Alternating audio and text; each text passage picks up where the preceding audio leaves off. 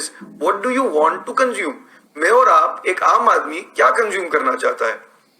क्योंकि मेरे घर बहुत लोग आते थे और बचपन में जब मैं लोगों से मिलता था, मैं उनको पूछता था कि क्या आप पैसा कमाना चाहते हो, तो लोग बोलते थे हाँ बहुत पैसा कमाना चाहते हैं। फिर मैं पूछता था अगर पैसा आ जाएगा तो आप करेंगे क्या। तो सब लोग अपनी अपनी ख्वाबों की लिस्ट खोलते थे कि अगर आ गया तो ये खरीदूंगा, वो खरीदूंगा, मेरे ये सपने हैं। तो उसी ढंग से मैं चाहता हूं कि अगले 2 मिनट के लिए आप भी अपने सपनों की लिस्ट खोलिए और अपने आप को एक हाइपोथेटिकल सिचुएशन में डालिए। और वो हाइपोथेटिकल सिचुएशन ये है, मान लीजिए 3 घंटे बाद ये सेशन जब एंड हुआ तो हमारी कंपनी की तरफ से आपको एक मैसेज आया, thank you for giving us 3 hours of your life, और उसके बदले हमने आपके अकाउंट में 1 करोड़ रुपया ट्रांसफर कर दिया है। होगा ऐसा कुछ नहीं, कोई ऐसी उम्मीद मत बना के रखिएगा, बट मान लीजिए कि ऐसा हो जाए, अचानक से आपके पास पैसा आ जाए। अगर पैसा आपके पास आ गया 1 करोड़ रुपया, तो आप करेंगे क्या, what would you like to consume. तो बहुत से लोग, आम लोग जनरली इसका जवाब देते हैं कि अगर मेरे पास पैसा आ गया तो मैं एक बड़ी गाड़ी खरीदूंगा, या मैं शायद एक बड़ा घर खरीदूंगा, ट्रैवल करूंगा, 5 स्टार्स में जाऊंगा, ब्रांडेड कपड़े खरीदूंगा। और कई लोग बोलते हैं मैं इन्वेस्ट कर दूंगा। तो मुझे ये जो आंसर है कि मैं इन्वेस्ट कर दूंगा, ये बहुत इंटरेस्टिंग लगता है। क्योंकि मेरी वाइफ ने एक दिन मेरे को पूछा, तेरे पास अगर पैसा आ जाए तो तू क्या करेगा। तो मैंने उसको बोला मैं तो इन्वेस्ट कर दूंगा।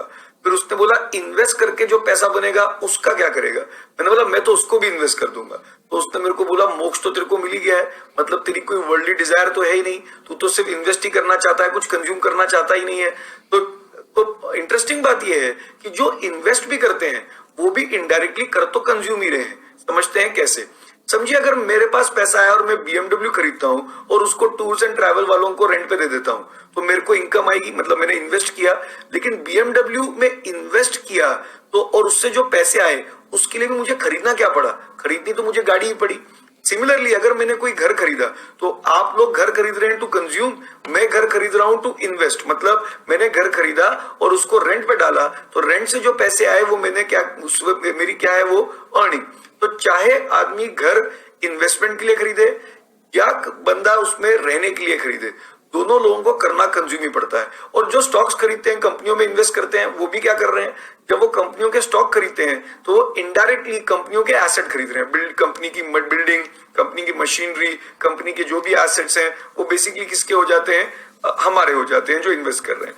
तो हमने बोला कि अगर आप सबके पास पैसा आ जाए तो एक आम आदमी क्या करने वाला है, बड़ा घर, बड़ी गाड़ी, टूर एंड जो ट्रैवल, वेकेशंस। तो क्वेश्चन ये है, are we is this generation consuming more houses, more travel, more vacations, more cars than the previous generation? The answer है yes.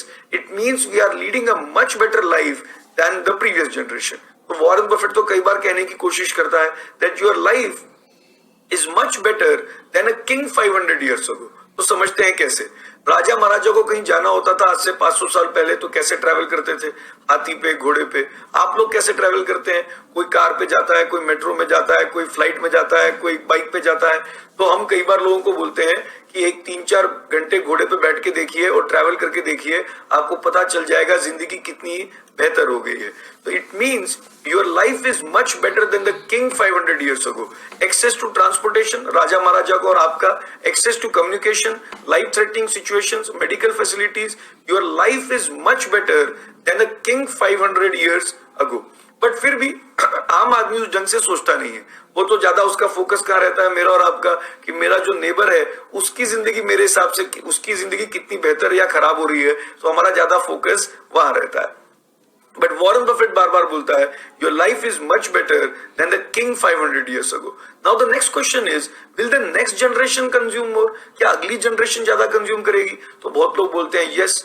फिर अगला क्वेश्चन है कि what will they consume, cars और चॉपर्स। तो बहुत लोग बोलते हैं चॉपर्स, और हम लोग बोलते हैं पता नहीं।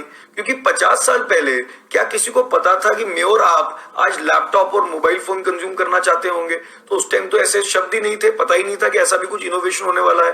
वैसे ही 50 साल बाद क्या इनोवेशन होंगे, दुनिया कहां जाएगी, लोगों ने क्या इनोवेशन किए होंगे, उस टाइम लोग क्या खरीदना चाहते होंगे, पता नहीं।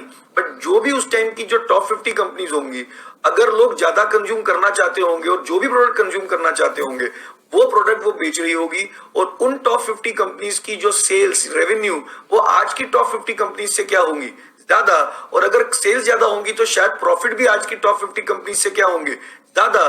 तो इसका मतलब उनका शेयर प्राइस भी आज की टॉप 50 कंपनी से क्या होगा, ज्यादा। तो अगर उन कंपनीज का शेयर प्राइस आज से 50 साल बाद नेक्स्ट जनरेशन में कुछ ज्यादा होगा, तो इसका मतलब सेंसेक्स और निफ्टी की वैल्यू भी, क्योंकि अगर कंजम्पशन बढ़ी तो मतलब जीडीपी बढ़ी, इकोनॉमी बढ़ी, और इकोनॉमी का रिफ्लेक्शन क्या है, सेंसेक्स एंड निफ्टी।